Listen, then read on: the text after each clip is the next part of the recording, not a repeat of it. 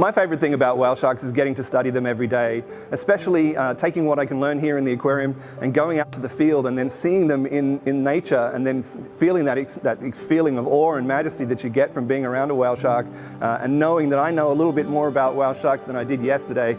That's tremendously gratifying. I've been at Georgia Aquarium for nearly 15 years, and the aquarium's been studying whale sharks even since before we opened back in 2004. The whale sharks at Georgia Aquarium are wonderful ambassadors for their species. When you come to the aquarium and you experience whale sharks in person, it's impossible not to be affected by that. The sense of awe and majesty that you get from them is really influential, and we really hope that people go away and become better advocates for those species, especially when they're endangered like the whale shark.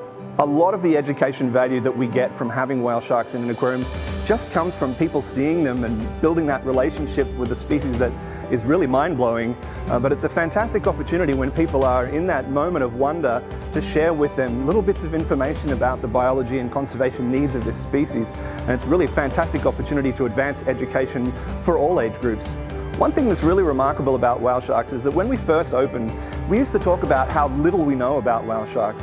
The truth is now, after 15 years, this is one of the best studied species of sharks, probably the second best studied species of shark after the white shark.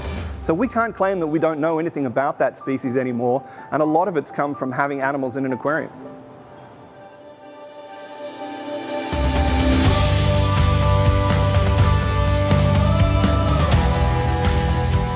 When you study species like whale sharks, you have to follow them to where they are, which is anywhere in the world in the tropics, and that's exactly what we've done.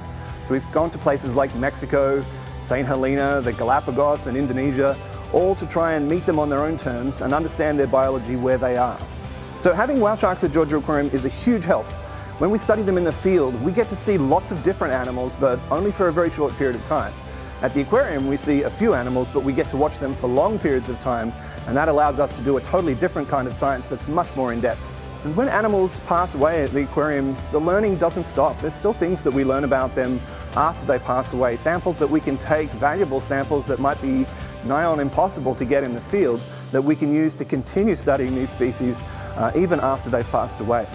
We know that people will only protect what they love, they'll only love what they'll understand, and they'll only understand what they can experience in a first-person fashion. So when people come to the aquarium and they meet a whale shark for the first time, and they experience that extraordinary sense of awe and majesty that you get from this species, it's hard not to go away from that and feel, I have to do something about the conservation plight of this species. The things that I'd like people to take away from meeting a whale shark, not just the fact that they're endangered and we need to protect them, but just that they challenge so much of what we think of when we think about sharks. We think about sharks as big toothy predators, and here the biggest shark of all is completely peaceful, harmless, and covered in polka dots.